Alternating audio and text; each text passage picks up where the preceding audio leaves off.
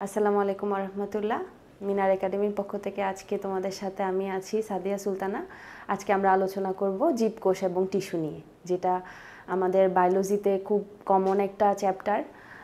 এসএসসিআর দাখিলের জীববিজ্ঞানের সেকেন্ড চ্যাপ্টারটা। জীবকোষ আর টিস্যু সম্পর্কে আমরা মোটামুটি জানা থাকে আমাদের, কারণ জীবকোষ আর টিস্যু তো হচ্ছে বায়োলজির একটা খুবই ফ্যামিলিয়ার একটা চ্যাপ্টার বলতে পারি আমরা।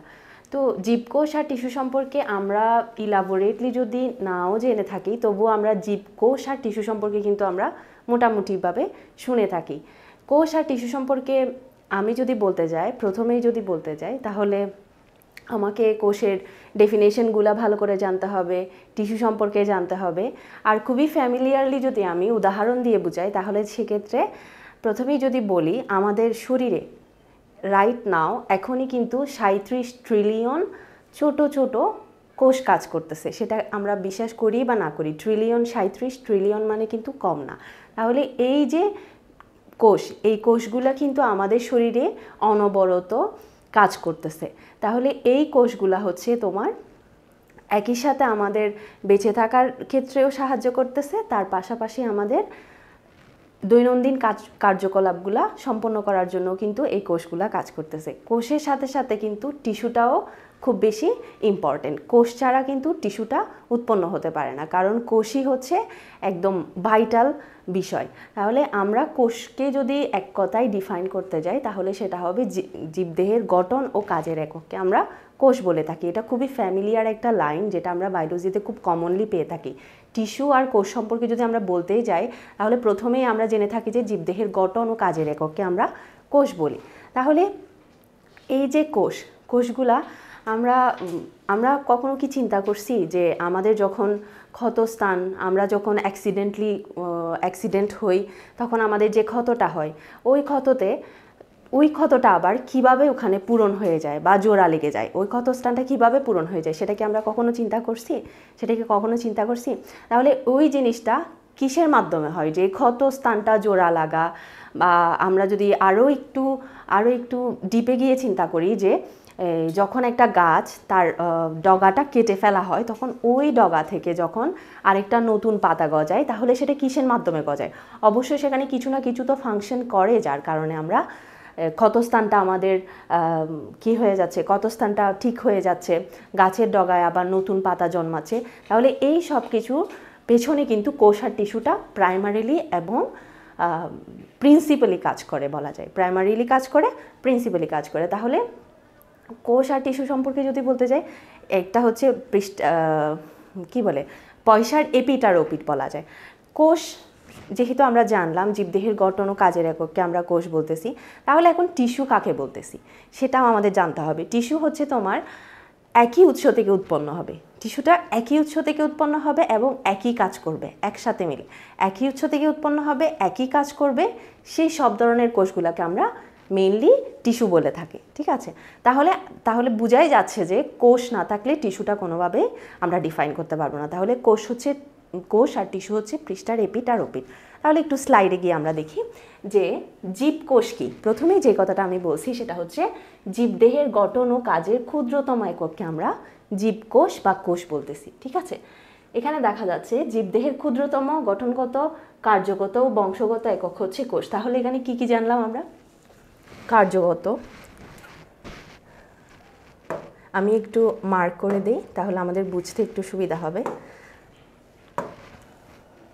কার্যগত, বংশগত, গঠনগত, এই তিনটা বিষয় আমাদের খুব ভালো করে খেয়াল করতে হবে যে কোষের সংজ্ঞা দিতে গেলে আমাদেরকে এই তিনটা বিষয়কে অবশ্যই খুব ভালো করে বুঝতে হবে। ঠিক আছে, তাহলে আমরা কোষ সম্পর্কে জানছি। এবার আমরা জানবো আসলে কোষের আবিষ্কার সম্পর্কে যদি বলতে যাই, রবার্ট হুক যখন একটা কর্কের স্লাইডে তিনি কিছু ডেড সেল দেখতে পান। ঠিক আছে, ওই ডেড সেলগুলোকে তিনি প্রথমবার যখন ডেড সেলগুলো কর্কের স্লাইসে দেখতে পান, তখন কোষ শব্দটা উচ্চারণ করছেন। ঠিক আছে, তাহলে সেক্ষেত্রে রবার্ট হুক প্রাইমারিলি 1665 সালে কিন্তু কর্কের স্লাইসে কোষকে ডিফাইন করছেন। ঠিক আছে, তাহলে সেক্ষেত্রে আবার কি করে অ্যান্টনি ভন লিউয়েনহুক কি করেন 1674 সালে প্রথম জীবন্ত কোষ দেখতে পান তিনি। সেই কোষটা ছিল কিন্তু এককোষী জীব ছিল, এককোষী জীবের মধ্যে তিনি কোষটা পর্যবেক্ষণ করছেন, ঠিক আছে। তারপর আমরা যদি এরপরে আসি কোষতত্ত্ব সম্পর্কে আমরা একটু জানবো, সেল থিওরি, কোষতত্ত্ব সম্পর্কে। সেল থিওরি সম্পর্কে আমরা যদি বলতে যাই, প্রাইমারিলি আমরা 3টা লাইনকে খুব ভালো করে জানি, যেটা সেল থিওরির আমরা অবজেক্টিভ বলে থাকি, উদ্দেশ্য বলে থাকি। প্রথম যে লাইনটা সেটা হচ্ছে সকল জীব কিন্তু কোষ দিয়ে গঠিত, সকল জীব কোষ দিয়ে গঠিত। কারণ আমরা যদি কোষই যদি না থাকে আমরা কিন্তু ফাংশনেট কিন্তু কখনো করতে পারবো না। আমাদের ভাইটাল অর্গান বলো, আমাদের হাঁটাচলা, গ্যাসচার, পোস্চার, এভরিথিং কিন্তু নিয়ন্ত্রণ করেই মূলত কোষটা, কোষের উপর বেস করেই কিন্তু আমরা অ্যালাইভ থাকি, ঠিক আছে। কোষ না থাকলে কিন্তু আমরা কি করতে পারবো না, ফাংশন করতে পারবো না। তাহলে এই যে কোষতত্ত্ব, কোষতত্ত্বের প্রথম লাইনটা কি বললাম, সকল জীব কিন্তু কোষ দিয়ে গঠিত। আর সেকেন্ড যে লাইনটা সেটা হচ্ছে জীবদেহের গঠন এবং কাজের মৌলিক এককটাই হচ্ছে কোষ। আর থার্ড যে অবজেক্টিভটা সেটা হচ্ছে খুবই ইম্পর্ট্যান্টলি, এবং এই জিনিসটা আমরা খুবই খেয়াল করব যে সকল কোষ কিন্তু পূর্ববর্তী কোষ থেকে উৎপন্ন হচ্ছে। এমন না যে নতুন নতুন সেল আমাদের বডি রিজেনারেট করতেছে, দ্যাটস নট লাইক দ্যাট। এটা হচ্ছে তোমার প্রথম যে কোষ, প্রথম কোষ থেকে তার পরবর্তী কোষটা উৎপন্ন হচ্ছে, ঠিক আছে, যেটা আমরা ইন্টারস্টিশিয়াল কোষ বলে থাকি, যেটা হচ্ছে পুনরুৎপত্তি ক্ষমতা, আমাদের পুনরুৎপত্তি ক্ষমতার জন্য খুবই ইম্পর্টেন্টলি ওই সেলটা আমাদের কাজ করে। তাহলে এই যে প্রতিটি কোষ পূর্ববর্তী কোষ থেকে উৎপন্ন হয়, সেই কথাটা কে বলছেন আবার, রুডলফ ভিরকো 1855 সালে তিনি সেটা বলেছেন যে প্রতিটি কোষ তার পূর্ববর্তী কোষ থেকেই কিন্তু উৎপন্ন হয়, ঠিক আছে। কোষতত্ত্বের মূল বক্তব্যের মধ্যে এই জিনিসগুলো আমি আগে থেকে বলে দিয়েছি। এরপর আমরা কোষের আকার বা আকৃতি সম্পর্কে একটু জানবো। কোষ আছে, কোষ তো আমরা জানতেছি নিশ্চয়ই কোষের আকার থেকে থাকবে নাকি।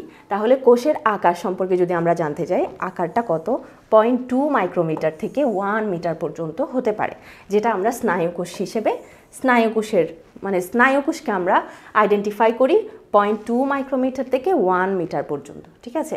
এরপর আকৃতিটা যদি দেখা যায়, তাহলে কোষ তো আসলে একটা গোলাকার হয়ে সব কোষ কিন্তু না, কোষের আলাদা আলাদা কি আছে, সাইজ আছে, শেপ আছে, যেগুলা আমরা দেখি, যেমন গোলাকার, চ্যাপ্টা, সূচালো, তারা আকৃতি ইত্যাদি, অনেক ধরনের কিন্তু কোষের শেপ আছে, ঠিক আছে।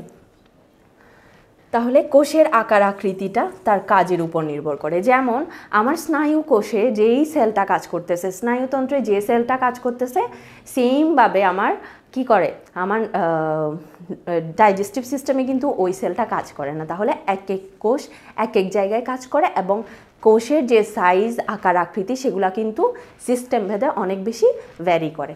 তাহলে এরপরে আমরা দেখি কোষের প্রধান ভাগ কয়টি।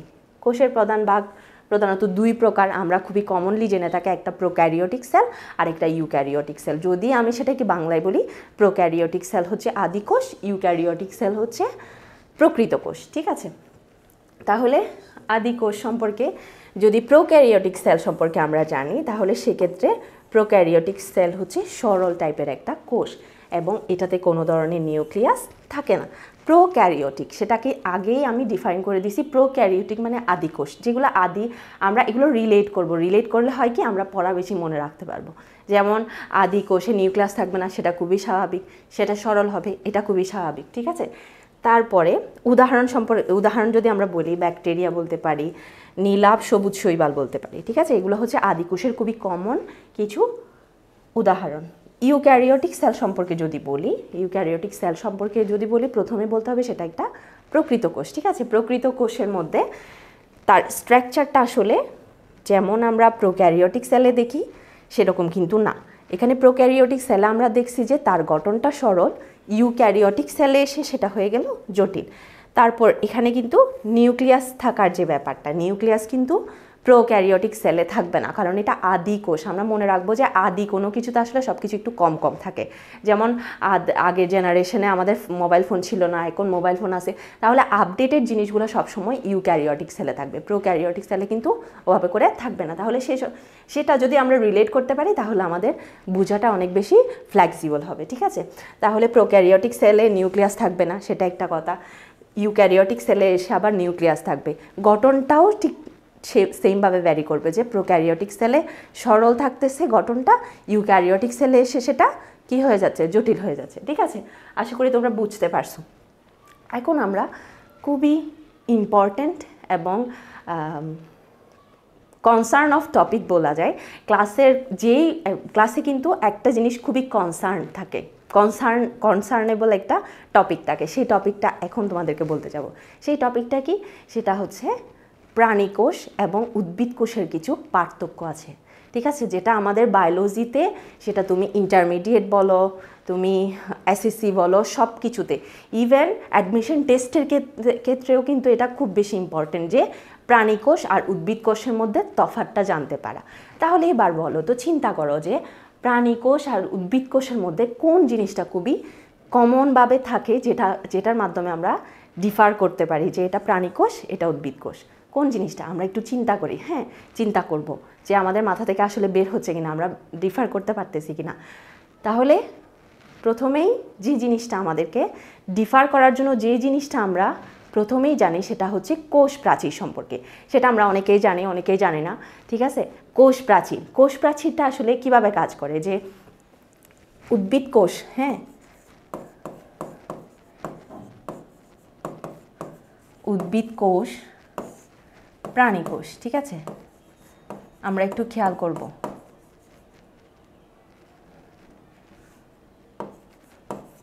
উদ্ভিদ কোষ আর প্রাণী কোষ। প্রথমেই আমি কি বললাম, কোষ প্রাচীরটা।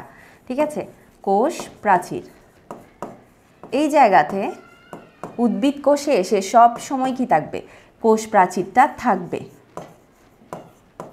আর প্রাণী কোষে এসে কিন্তু কোষ প্রাচীর থাকবে না, কোষ প্রাচীর থাকবে না। তাহলে এই জিনিসটা আমাদেরকে খুব ভালোভাবে মনে রাখতে হবে, যে কোষ প্রাচীরের যে ব্যাপারটা, এটা কিন্তু আমরা খুবই ইউজ টু, যে এই লাইনটাতে আমরা খুবই ইউজ টু, যারা আমরা বায়োলজি পড়ে থাকি, এসএসসি থেকে শুরু করে ইন্টারমিডিয়েট পর্যন্ত আমরা বায়োলজি পড়ে থাকি, প্রাণীকোষ আর জীবকোষ, উদ্ভিদ কোষের পার্থক্যটা আমাদের কাছে খুবই কমন, এবং এটার মধ্যে খুবই কমন একটা লাইন হচ্ছে উদ্ভিদ কোষে কোষ প্রাচীরটা থাকবে এবং প্রাণী কোষে থাকবে না। তারপর আরেকটা কী জিনিস, যেটার কারণে আমরা ডিফার করতে পারি, সেটা হচ্ছে ক্লোরোপ্লাস্ট সম্পর্কে আমরা কম বেশি সবাই জানি। ক্লোরোপ্লাস্ট কোথায় থাকে, উদ্ভিদ কোষে থাকবে, প্রাণী কোষে থাকবে না। সেটা খুবই কমন বিষয়, কারণ ক্লোরোপ্লাস্টের কাজই হচ্ছে তোমার সালোক সংশ্লেষণ করা। সালোক সংশ্লেষণ তো আমরা আসলে করি না, প্রাণীকোষ করে, প্রাণীকোষ কিন্তু সেটা করে না। প্রাণীকোষে কিন্তু সালোক সংশ্লেষণ ক্লোরোপ্লাস্টের কোনো দরকার নেই। তাহলে ক্লোরোপ্লাস্ট কী হবে, উদ্ভিদ কোষে থাকবে, প্রাণী কোষে থাকবে না। কোষ গহ্বরও সেমলি প্রাণী কোষে থাকবে না, উদ্ভিদ কোষে থাকবে। আর কোন জিনিসটা যে প্রাণী কোষে থাকবে, উদ্ভিদ কোষে থাকবে না? এতক্ষণ তো উদ্ভিদ কোষ নিয়েই বলতেছি যে উদ্ভিদ কোষে সব আছে, প্রাণী কোষে কিছু নেই। তাহলে এই জায়গাতে একটা জিনিস কিন্তু প্রাণী কোষে থাকে এবং উদ্ভিদ কোষে থাকে না। সেই জিনিসটা কি, সেন্ট্রিওল বা সেন্ট্রোজোম, যেটাকে আমরা নিউক্লিয়াসের স্ট্রাকচারে দেখতে পাই।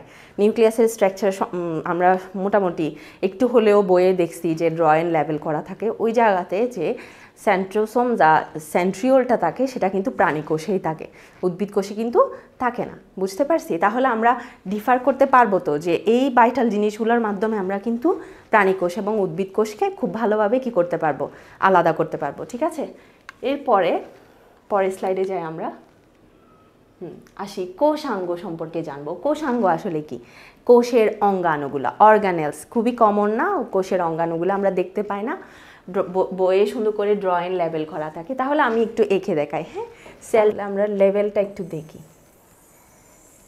আমি শুধু বোঝার জন্যই আঁকবো, অত ভালো করে ড্র করব না, আমরা শুধু খেয়াল করব। ঠিক আছে,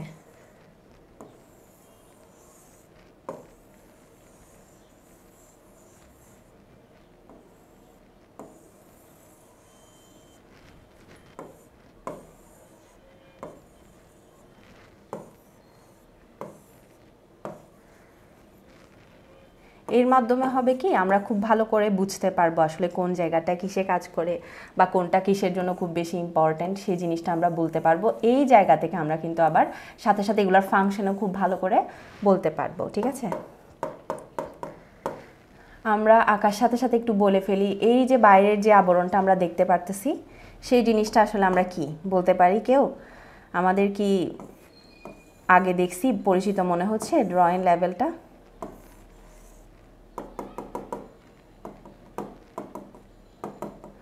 আমি জাস্ট বোঝার জন্যই কিন্তু ড্রয়িং লেভেলটা করতেছি, ঠিক আছে। দেখি যে বাইরের যে লেভেলটা দেখতে পাচ্ছি, এই জিনিসটাকে আমরা কি বলি। সবার মোটামুটি হলেও একটু ধারণা থাকবে যে এটাকে আমরা সেল মেমব্রেন বলি, সেল মেমব্রেন, ঠিক আছে। সেল মেমব্রেন বা কোষঝিল্লি, বাংলায় আমরা যেটাকে কোষঝিল্লি বলি।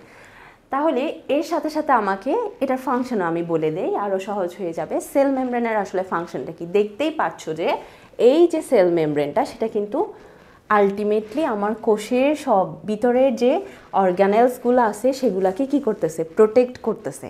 সে বাইরের আবরণী দিচ্ছে, মানে সে আমাকে প্রোটেক্ট করতেছে। কোষের যে অর্গানেলসগুলো আছে সবগুলোকে সে প্রোটেক্ট করতেছে। তাহলে তার প্রধান কাজটা হচ্ছে কি, প্রোটেকশন দেওয়া, সুরক্ষা করা, সুরক্ষা প্রদান করা। তারপরের যে ফাংশনটা, প্রথম ফাংশন হচ্ছে সে সুরক্ষা করবে, দ্বিতীয় ফাংশনটা হচ্ছে সে পদার্থের যে আনাগোনা, আদান প্রদান, সেগুলো করবে। বিভিন্ন পদার্থ তো আমার সেলের মধ্যে আসতে হবে নাকি, সেই জন্য কিন্তু এই সেল মেমব্রেনটাই প্রাইমারিলি কাজ করে। এরপর গিয়ে খুব কমন যে জিনিসটা, সেটা হচ্ছে নিউক্লিয়াস। এই গোল যেটা দেখতে পারতেছো সেটা কিন্তু নিউক্লিয়াস, ঠিক আছে। নিউক্লিয়াস কি কাজ করে, নিউক্লিয়াসের বলা হয় সেলের কি সেন্টার, কন্ট্রোল সেন্ট্রাল, নিয়ন্ত্রণ কেন্দ্র। নিউক্লিয়াসটা না থাকলে কিন্তু আমার সেলের কোনো কি নেই, ভ্যালিউ নেই। যদি নিউক্লিয়াসটা নাই থাকে আমার সেলটা কিন্তু হবে না। তাহলে নিউক্লিয়াসটাকে আমরা কি বলি, কোষের নিয়ন্ত্রণ কেন্দ্র বা কন্ট্রোল সেন্টার বলে থাকি, ঠিক আছে। এই যে ছোট আমরা যেটা দেখতে পারতেছি নিউক্লিউলাস, এটাকে আমরা নিউক্লিউলাস বলি, ঠিক আছে। একটা নিউক্লিয়াস, বাইরের পুরাটাকে আমরা বলতেছি নিউক্লিয়াস, এই ভেতরের যে গোল অংশটা সেটাকে আমরা বলতেছি নিউক্লিউলাস, ঠিক আছে। নিউক্লিয়াস একটা, নিউক্লিউলাস একটা।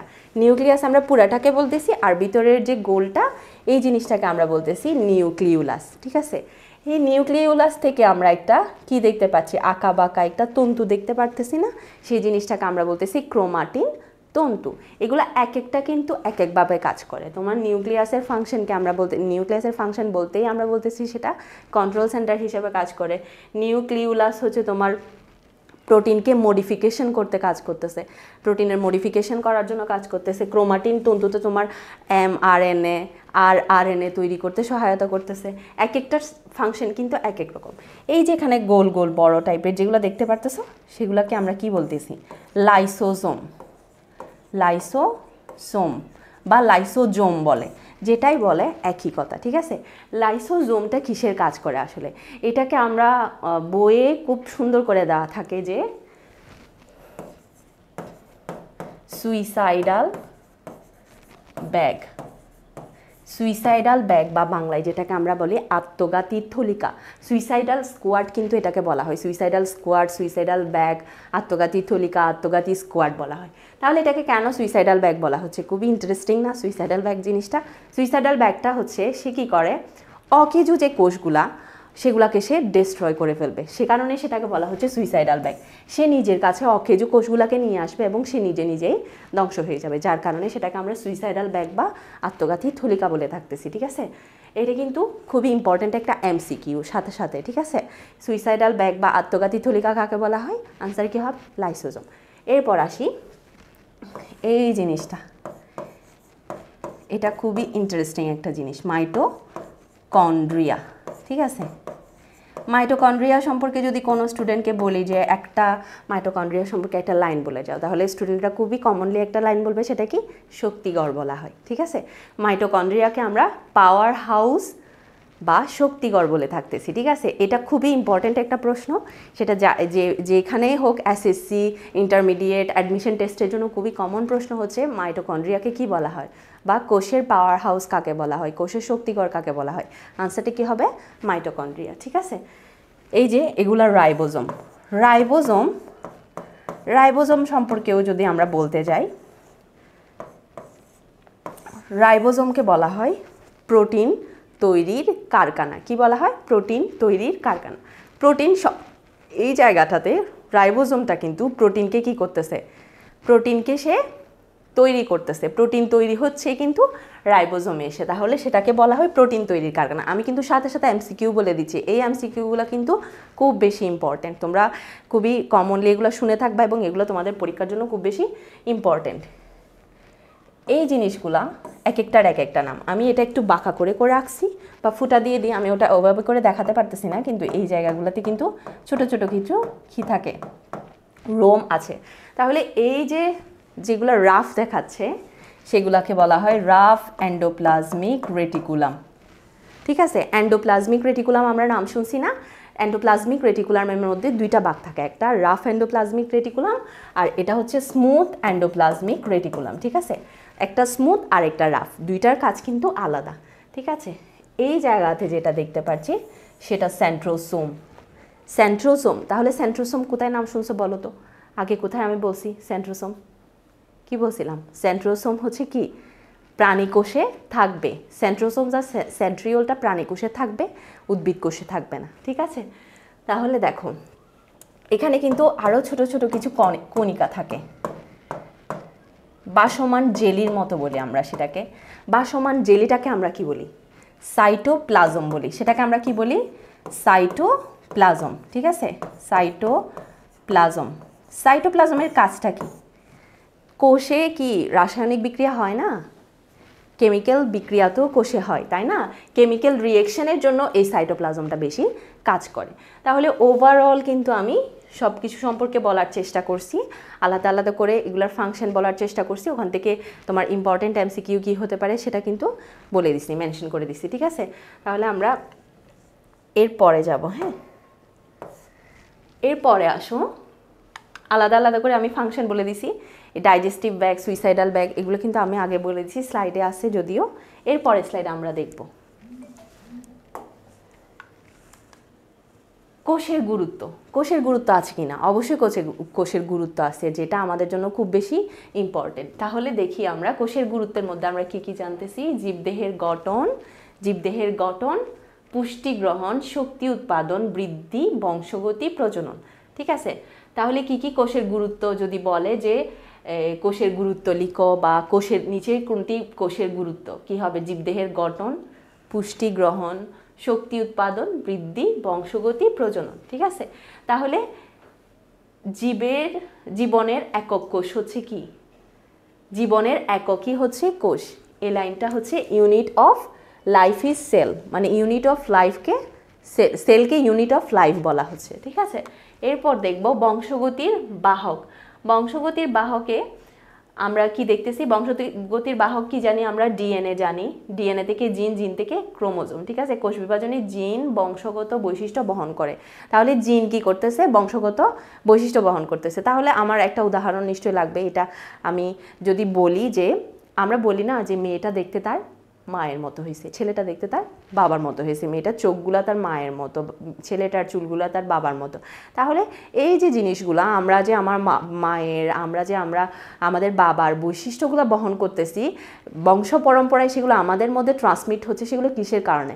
জিনের কারণে। এই জিনটাই কিন্তু প্রাইমারিলি সেখানে কাজ করে। তাহলে তুমি যে দেখতে তোমার মায়ের মতো, তুমি যে দেখতে তোমার বাবার মতো, এগুলো সম্পূর্ণ কিন্তু তোমার জিনটাই নিয়ন্ত্রণ করতেছে। ঠিক আছে, আলটিমেটলি কিন্তু জিনটাই কাজে লাগতেছে এগুলোর জন্য। অণুবীক্ষণ যন্ত্র সম্পর্কে যদি আমরা বলি, আলোক অণুবীক্ষণ যন্ত্র দিয়ে আমরা, অণুবীক্ষণ যন্ত্র অনেক ধরনের আছে, তবে এখানে দুইটাকে আমি আনছি, সেটা হচ্ছে একটা আলোক অণুবীক্ষণ যন্ত্র আর একটা ইলেকট্রন অণুবীক্ষণ যন্ত্র। আলোক অণুবীক্ষণ যন্ত্র যেটা, সেটা দিয়ে আমরা কোষটাকে দেখতে পারতেছি, আর ইলেকট্রন অণুবীক্ষণ যন্ত্র কোষাঙ্গ পরিষ্কারভাবে দেখা যায়। মানে আলোক অণুবীক্ষণ যন্ত্রটা দিয়ে আমরা শুধুমাত্র সেলটাকে দেখতেছি, কিন্তু ইলেকট্রন অণুবীক্ষণ যন্ত্র ওইটা আলোক অণুবীক্ষণ যন্ত্রের চেয়ে আরও একটু আপডেটেড, যার কারণে ওইটা দিয়ে আমরা কোষাঙ্গগুলোকে দেখতেছি। আমরা কোষটা দেখতেছি আলোক অণুবীক্ষণ যন্ত্র দিয়ে, কিন্তু ইলেকট্রন অণুবীক্ষণ যন্ত্র দিয়ে আমরা কোষাঙ্গ সবগুলাকে কিন্তু দেখতেছি। ঠিক আছে, এরপর আমরা টিস্যু সম্পর্কে জানবো। ঠিক আছে, টিস্যু আসলে কি? প্রথমেই আমি বলে দিছি যে একই উৎস থেকে উৎপন্ন এবং একই কাজ করে যে কোষগুলো, সেগুলোকে আমরা টিস্যু বলতেছি। ঠিক আছে, তাহলে আমরা একটু বইয়ের ডেফিনেশনে যাই। সেটা হচ্ছে একই ধরনের কোষ সমষ্টি যাদের গঠন একই এবং কাজও এক, তাদেরকে টিস্যু বলে। ঠিক আছে, এটা বইয়ের ডেফিনেশন, আমি আমার মতো করে বললাম এর আগে। টিস্যু এক জাতীয় কোষ প্লাস একই কাজ করে, মানে টিস্যুর কম্বিনেশনটাই হচ্ছে এগুলো এক জাতীয় কোষ আর একই কাজ করবে, ঠিক আছে। টিস্যুর প্রকারভেদ যদি দেখি তাহলে টিস্যু প্রধানত দুই প্রকার, একটা উদ্ভিদ টিস্যু আর একটা প্রাণী tissue, plant tissue, animal tissue, ঠিক আছে। প্রকারভেদের মধ্যে প্রথমেই উদ্ভিদ টিস্যুকে যদি আমরা বলি সেক্ষেত্রে হচ্ছে সরল টিস্যু, ওখানে কি কি থাকে, প্যারেনকাইমা, কোলেনকাইমা, ঠিক আছে। সরল টিস্যুর মধ্যে প্যারেনকাইমার বৈশিষ্ট্যের মধ্যে কি আছে, নরম আর জীবিত কোষ, আর এটার কাজ কি, সংরক্ষণে সেটা কাজ করে, সালোক সংশ্লেষণে সেটা সাহায্য করে, কি কোন কাইমা, ক্লোরেনকাইমা টিস্যু। এরপর কোলেনকাইমা, ক্লোরেনকাইমা একটা, কোলেনকাইমা একটা। কোলেনকাইমার কোষ প্রাচীরটা কিন্তু একটু ঘন, ঠিক আছে। কাণ্ডে ধীরতা দেয়, তাহলে কোলেনকাইমা টিস্যুর হচ্ছে কাণ্ডের যে দাঁড়িয়ে থাকা কাণ্ডের স্ট্রাকচারটা ঠিক থাকা, সেগুলো কিন্তু কোলেনকাইমা টিস্যুর কাজ, ঠিক আছে। স্ক্লেরেনকাইমা টিস্যু কি, শক্ত মৃত কোষ, ঠিক আছে। নারিকেলের খোলস, যেমন নারিকেলের খোলস, শ্বাস, এগুলো হচ্ছে ক্লোরেনকাইমা টিস্যুর উদাহরণ। জটিল টিস্যু সম্পর্কে যদি বলি তাহলে জটিল টিস্যুর সম্পর্কে বলতে গেলে তাহলে দুই বা তার বেশি ধরনের কোষ দিয়ে গঠিত। জটিল মানে আসলে ওইখানে একটা প্যাচাল থাকেই, যে দুইটা কোষ অবশ্যই থাকবে বা দুইয়ের অধিক কোষ অবশ্যই থাকবে জটিল কোষে, ঠিক আছে। এরপর জটিল কোষের কমন একটা উদাহরণ হচ্ছে কি, জাইলেম আর ফ্লোয়েম, যেটা আমরা খুবই কমনলি দেখতে পাই। জাইলেমের কাজ কি, এখানে কিন্তু জটিল টিস্যুটাকে আমরা কি বলি, প্লান্ট বিজ্ঞানীরা অনেক সময় সেটাকে কি বলে জানো, এটাকে বলে হচ্ছে তোমার প্লান্ট ট্রেন বলে এটাকে, কারণ তারা কি কাজ করে, জটিল টিস্যুগুলো মেইনলি পরিবহনের কাজগুলো করে থাকে, যে ট্রেনের মতো চলতে থাকে, যাত্রী কিছুক্ষণ নামায়, আবার চলতে থাকে, আবার আরেক জায়গায় স্টেশনে যাত্রী নামায়, সেরকম করে তোমার জটিল টিস্যুগুলা, জাইলেম আর ফ্লোয়েমগুলা কিন্তু স্টেশনে গিয়ে পানি সরবরাহ করে থাকে। সেই জন্য বিজ্ঞানীরা অনেক সময় এই জটিল টিস্যুগুলাকে, জাইলেম আর ফ্লোয়েমকে বোঝাতে গিয়ে ওনারা প্লান্ট ট্রেন বলে থাকে, ঠিক আছে। ওইটা মনে রাখলে আমাদের মনে রাখতে সহজ হবে যে আসলে পরিবহনের কাজটা করে। তাহলে আমরা আসি বইয়ের ভাষায় যদি বলতে যাই তাহলে সেটা হবে কি, পানি ও খনিজ পরিবহন করে। ভেসেল, ট্রাকিট, এগুলো কিন্তু জাইলেমে কিন্তু থেকে থাকে, ঠিক আছে। Xylem, parenchyma, xylem fibre. Vessel, tracheid, xylem, parenchyma, xylem fibre হচ্ছে জাইলেমের মানে ভাগ আর কি এগুলা। এরপর ফ্লোয়েম যদি দেখি তাহলে এই জায়গায় আমরা ছোট একটা ডিফারেন্স খুঁজবো। ডিফারেন্সটা কি, পানি আর খনিজ লবণ পরিবহন করতেছে তোমার জাইলেম, ঠিক আছে। ফ্লোয়েম কি করতেছে, খাদ্য পরিবহন করতেছে। দুইটাই পরিবহনের কাজ করে, কিন্তু ফ্লোয়েম খাদ্যের জন্য কাজ করে আর জাইলেম হচ্ছে তোমার পানি আর খনিজ লবণ পরিবহনে সাহায্য করে। তাহলে sieve tube, companion cell, phloem parenchyma, phloem fibre, এগুলো হচ্ছে ফ্লোয়েমের এক একটা অংশ, ঠিক আছে। এরপর প্রাণী টিস্যুতে আসি আমরা। উদ্ভিদ টিস্যু সম্পর্কে বললাম, প্রাণী টিস্যু আসলে চারটা ভাগ, যেগুলো আমরা ইংলিশে আসলে অনেক বেশি প্র্যাকটিসিং, তো আমরা ইংলিশে সবসময় প্র্যাকটিসিং, আমরা ইংলিশগুলো আসলে অনেক ভালো করে বুঝি, বাংলার চেয়ে ইংলিশটা এখন বেশি ভালো বুঝি। আমাদের জেনারেশন আপডেট ফ্যাক্ট, আসলে বাংলা থেকে ইংলিশটা বেশি বুঝি। যেমন ইপিথেলিয়াল সেল, যদি আমি তোমাকে বলি তুমি ইপিথেলিয়াল সেলটা চিনবা, যদি আমি তোমাকে বলি যে না উপকলা টিস্যু, তুমি কিন্তু চিনবা না, কারণ আমরা ইপিথেলিয়াল সেলে আসলে বেশি প্র্যাকটিসিং।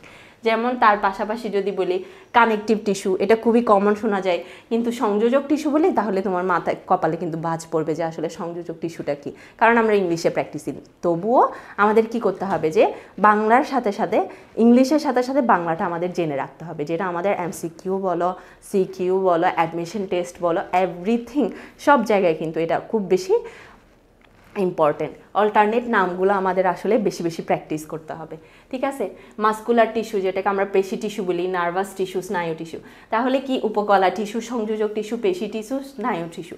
সংযোজক টিস্যুর একটা কমন উদাহরণ কি বলো জানো, রক্ত সম্পর্কে আমরা জানি না, রক্ত সম্পর্কে আমরা সবাই কমনলি জেনে থাকি যে তরল যোজক কলা, আমরা একটা লাইন বলে থাকি। রক্ত সম্পর্কে বলতে গেলেই কিন্তু তরল যোজক কলা একটা কথা আসে, তাহলে তরল যোজক কলা, সংযোজক টিস্যু থেকেই কিন্তু তরল যোজক কলা, তাহলে রক্ত একটা কি তরল যোজক কলা, ঠিক আছে। তাহলে এরপরে আসি আমরা উপকলা টিস্যু বা এপিথেলিয়াল টিস্যু, শরীরের ভিতরে ও বাইরের আবরণ। ইপিথেলিয়াল, ইপি মানে উপরে, সবসময় সেটা মনে রাখবো, ইপি মানে কি সবসময় উপরে, ইপিডার্মিস, ইপিথেলিয়াল, এগুলো সবগুলো কিন্তু, এপিকার্ডিয়াম, এগুলো সবগুলো কিন্তু উপরের আবরণটাকে বুঝে। হার্টের উপরের আবরণ, হার্টে কয়টা আবরণ থাকে, কয়টা আবরণ থাকে আমরা কি জানি? কয়টা? 3টা আবরণ থাকে, এপিকার্ডিয়াম, মায়োকার্ডিয়াম, এন্ডোকার্ডিয়াম। তারপরে আমরা যেটা জানি যে হার্টের হৃৎপিণ্ডের আবরণীকে আমরা পেরিকার্ডিয়াম বলি, তাহলে এই জায়গায় তো এসে 4টা হয়ে যাচ্ছে। তাহলে আপনি বলতেছেন 3টা, আবার এখন এসে বলতেছেন 4টা। তাহলে এই জিনিসটা বোঝার জন্য আমাদেরকে আরও একটু উপরে যেতে হবে, যে বাইরের আবরণ একটা, ভিতরের ভাগগুলো আরেকটা। বাইরের যে আবরণটা ওইটাকে আমরা ক্যাপসুল বলে থাকি, ওই ক্যাপসুলটাকে আমরা পেরিকার্ডিয়াম বলতেছি, কিন্তু ভিতরে এসে হৃৎপিণ্ডের মেইনলি যে 3টা ভাগ সেগুলোকে আমরা এপিকার্ডিয়াম, মায়োকার্ডিয়াম, এন্ডোকার্ডিয়াম বলতেছি, ঠিক আছে? তাহলে আমরা ইপি মানে কি বলবো সবসময়? ইপি মানে কি বুঝবো সবসময়? উপরের পার্টটাই হবে, ঠিক আছে? তাহলে সেক্ষেত্রে কি এখানে খুব স্পষ্ট করে লেখা আছে শরীরের ভিতরের এবং বাইরের আবরণটাকে বোঝাচ্ছে, ঠিক আছে? সবসময় আবরণীকে বোঝাবে। এরপর প্রকারভেদের মধ্যে আমার কি আছে? স্কোয়ামাস, যেটা দেখতে চ্যাপ্টা, কিউবয়েডাল, যেটা দেখতে ঘনক আকৃতি। এরপর কলামনার, স্তম্ভাকার, সিলিয়েটেড, রোমযুক্ত। সিলিয়েটেডের একটা সহজ উদাহরণ হচ্ছে আমাদের নস্ট্রিলস আছে না, নস্ট্রিলসগুলা। আমাদের নস্ট্রিলসে আমরা খুবই খেয়াল করে থাকবো যে নস্ট্রিলসে কিন্তু ছোট ছোট কিছু লোম থাকে, ঠিক আছে? ছোট ছোট লোম থাকে, আমাদের নাকের 2 ছিদ্রের মধ্যে কিন্তু ছোট ছোট লোম থাকে। ওই লোমগুলাকেই আমরা কিন্তু সিলিয়া বলে থাকি, ঠিক আছে? তাহলে সিলিয়েটেড কোষ রোমযুক্ত থাকে সবসময়, ঠিক আছে? এরপরে পান্ডুলার বা গ্ল্যান্ডুলার হবে, গ্ল্যান্ডুলার বা গ্রন্থিযুক্ত কোষ, ঠিক আছে? এরপর আসি গ্রন্থি টিস্যু বা গ্ল্যান্ডুলার টিস্যু বলে আর কি। তাহলে এগুলোর কাজ কি? আমার সুরক্ষা দেওয়া, শোষণ করা, নিঃসরণ করা, চলাচলে সিলিয়া কাজ করে। তাহলে সিলিয়ার উদাহরণ আমি যেহেতু নস্ট্রিলস থেকে দিছি, নাকের ছিদ্র থেকে দিছি, তাহলে বুঝতে পারতেছ কিসের চলাচল? সেটা অবশ্যই কার্বন ডাইঅক্সাইড এবং অক্সিজেনের যে বিনিময়টা, সেটা, ঠিক আছে? এরপর সংযোজক টিস্যু বা কানেকটিভ টিস্যু সম্পর্কে যদি বলতে যাই, তাহলে প্রাণীদেহে সবচেয়ে বেশি পাওয়া যায় কানেকটিভ টিস্যু। যেমন যদি বলতে যাই যে তোমার দেহের কোন জিনিসটা খুব বেশি ইম্পর্টেন্ট বা কোন জিনিসটা ছাড়া আমরা কি করতে পারি না, বাঁচতে পারি না, সেটা এক কথায় হবে কি? রক্ত। যেটা সার্কুলেশন, ব্লাডের সার্কুলেশন যদি নাই থাকে, তাহলে আমরা কিন্তু কখনো কি করতে পারবো না, আমাদের ভাইটাল অর্গানগুলোও কাজ করবে না, সেক্ষেত্রে আমরা কিন্তু আর লাইফ থাকতে পারবো না। তাহলে সেক্ষেত্রে আমাদের ভাইটাল যে ম্যাটেরিয়ালটা, আমাদের বডির যে ভাইটাল ম্যাটেরিয়াল, সেটা কি? রক্ত। তাহলে রক্তের কিন্তু বেশি, আমাদের শরীরে কিন্তু ব্লাডের পরিমাণটা কত সেটা আমরা জানি। শরীরে ব্লাডের পরিমাণ কত আমরা কি জানি? আমাদের দেহে রক্তের পরিমাণ 5 থেকে 6 লিটার, ঠিক আছে? মোট ওজনের, আমার যে ওজন আছে, তো সবার যে ওজন আছে, ওই ওজনের টোটাল 7 থেকে 8%ই কিন্তু তোমার কি? ব্লাড, ঠিক আছে? তাহলে আমরা বুঝতেই পারতেছি আসলে আমাদের শরীরে কিসের পরিমাণটা বেশি, ব্লাডের পরিমাণটা বেশি। তাহলে সেক্ষেত্রে ওই জায়গা থেকে যদি আমি কানেকটিভ টিস্যুতে আসি, ব্লাডের পরিমাণটা থেকে শুধু কানেকটিভ টিস্যুতে আসলেই কিন্তু আমরা বুঝতে পারবো, প্রথম লাইনটাকে আমরা খুব সহজে কিন্তু বুঝে যাব যে প্রাণীদেহে সবচেয়ে বেশি পাওয়া যাচ্ছে। তাহলে কোষের মধ্যবর্তী পদার্থ বেশি, মানে ওখানে হচ্ছে তোমার পরিমাণ যেহেতু বেশি, কানেকটিভ টিস্যুর পরিমাণ যেহেতু বেশি, সেক্ষেত্রে কিন্তু এটার কি থাকবে? পদার্থও বেশি থাকবে। তাহলে প্রকারভেদের মধ্যে কি আছে? সংযোজক টিস্যুর প্রকারভেদের মধ্যে রক্ত, হাড় বা বোন, উপাস্থি, কার্টিলেজ, চর্বিযুক্ত টিস্যু, অ্যাডিপোস টিস্যু যেটাকে আমরা বলি, টেন্ডন। তাহলে কি কি আছে? রক্ত, হাড়, উপাস্থি, কার্টিলেজ, অ্যাডিপোস টিস্যু, ঠিক আছে? এইগুলো হচ্ছে কিসের প্রকারভেদ? সংযোজক টিস্যু বা কানেকটিভ টিস্যুর প্রকারভেদ।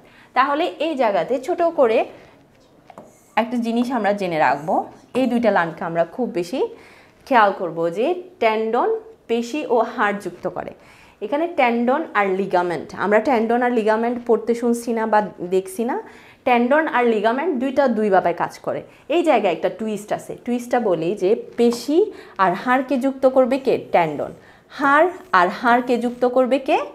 লিগামেন্ট। তাহলে দুইটার কাজ কিন্তু ভিন্ন রকম, যে টেন্ডনের কাজ পেশি আর হাড়কে যুক্ত করা, লিগামেন্টের কাজ হচ্ছে হাড় আর হাড়কে যুক্ত করা, মানে হাড়ের সাথে হাড়ের যে সংযুক্তিটা ওটা করে থাকবে লিগামেন্ট, আর পেশির সাথে হাড়ের যে সংযুক্তিটা সেটা করে থাকবে টেন্ডন, ঠিক আছে? এরপর আসি পেশি টিস্যু, মাসকুলার টিস্যু।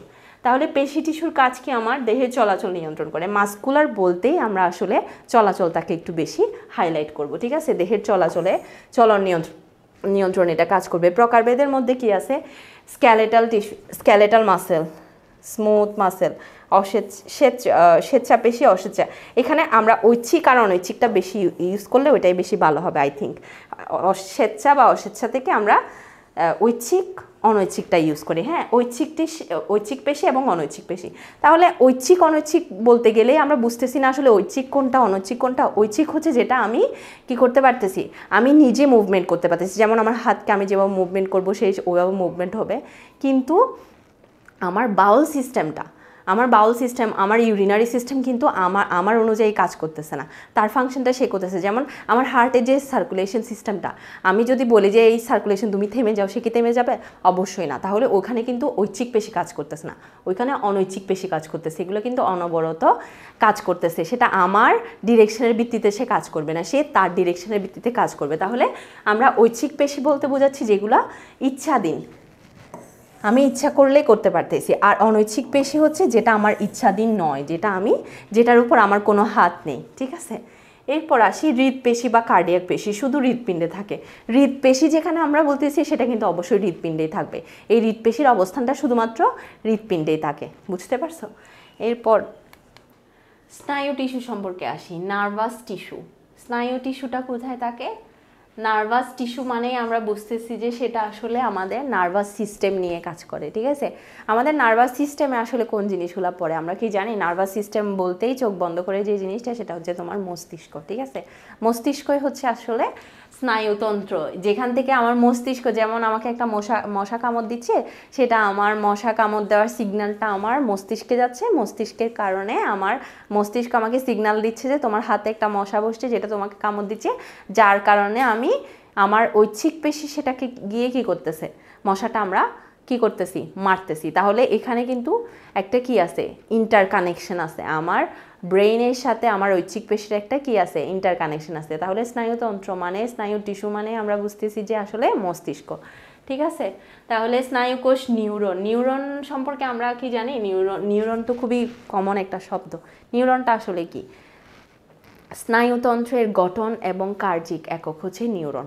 যেমন আমরা পড়ছি জীবকোষের গঠন এবং কার্যিক একক হচ্ছে কি, জীবের গঠন এবং কাজের একক হচ্ছে কোষ, তেমনি করে স্নায়ুতন্ত্রের গঠন ও কার্যিক একক হচ্ছে কি, নিউরন। ঠিক আছে, নিউরন। এরপর আসি, নিউরনের কিন্তু কি আছে, নিউরনটা আমি এঁকে দেখাতে পারলে একটু সুবিধা হবে। নিউরনটা আমি এঁকে দেখাই, তাহলে আমার বোঝাতে সুবিধা হবে। নিউরনটা দেখতে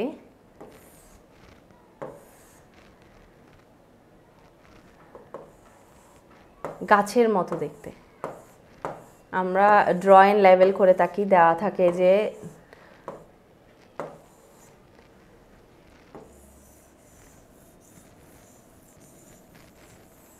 আমি ওভাবে করে ভালো করে আঁকতে পারতেছি না, কিন্তু বোঝানোর জন্য আমি একটু আঁকতেছি আর কি। হ্যাঁ,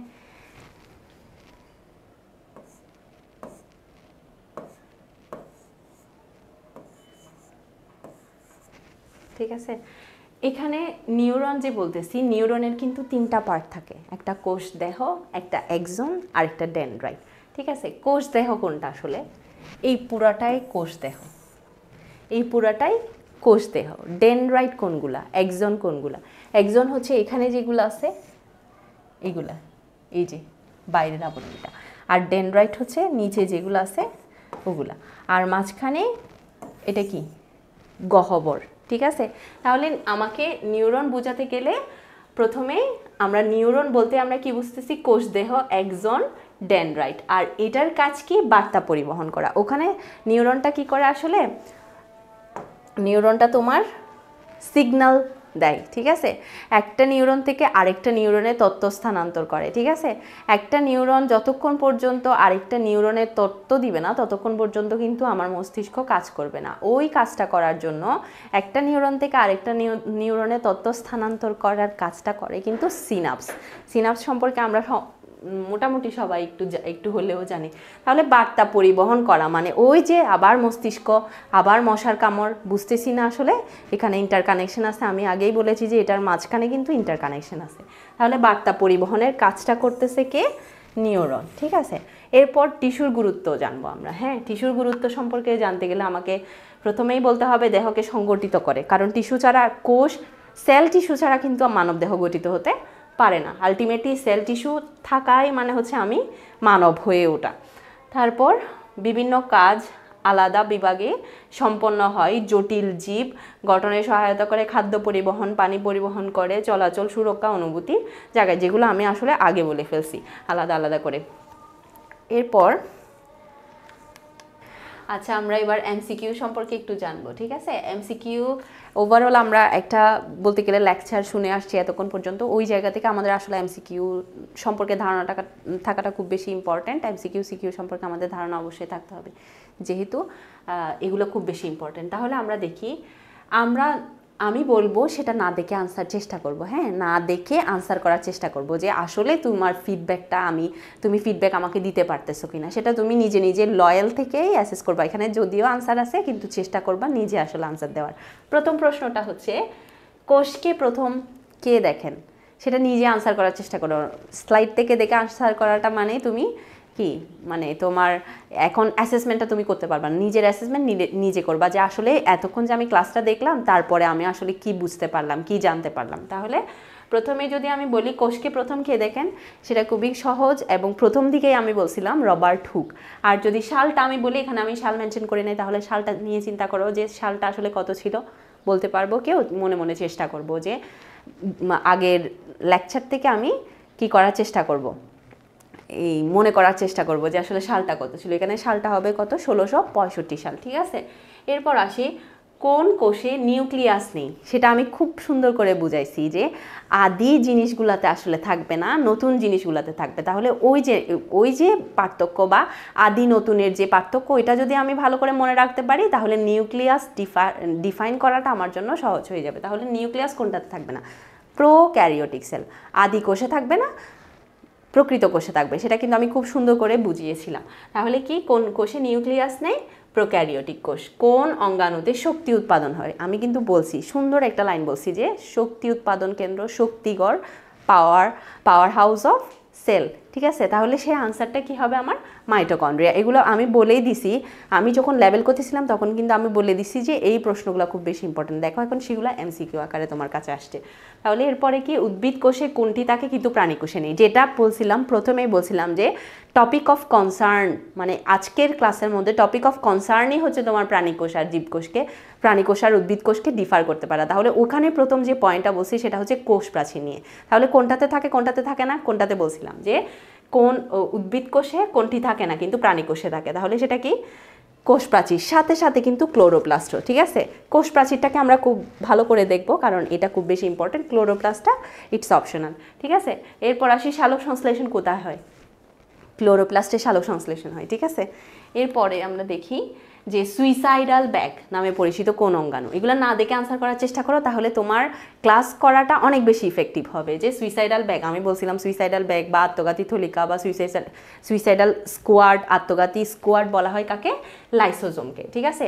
এটার পিছনে একটা রিজন বলছিলাম, সেটা কি? অকেজো কোষকে সে নিজে নিজে ধ্বংস করে ফেলতে পারে বলে সেটাকে সুইসাইডাল ব্যাগ বলা হয়। এরপর আসি, জাইলেমের কাজ কি? পানি পরিবহন করা, ঠিক আছে? জাইলেম ফ্লোয়েমের কাজ বলছিলাম না? ফ্লোয়েমের কাজ হচ্ছে সে খাদ্য পরিবহন করবে, জাইলেমের কাজ হচ্ছে সে পানি এবং খনিজ লবণ পরিবহন করবে। এগুলো কিন্তু তোমার লেকচারেরই অংশ, ঠিক আছে? এরপর আসি, মাইটোসিস কোথায় হয়? দেহকোষে মাইটোসিস হয়, ঠিক আছে? এরপর আসি, মিওসিসের ফলে কয়টি কোষ উৎপন্ন হয়? 4টি কোষ উৎপন্ন হয়। এরপর মেরিস্টেমেটিক টিস্যুর কাজ কি? বৃদ্ধি ঘটানো।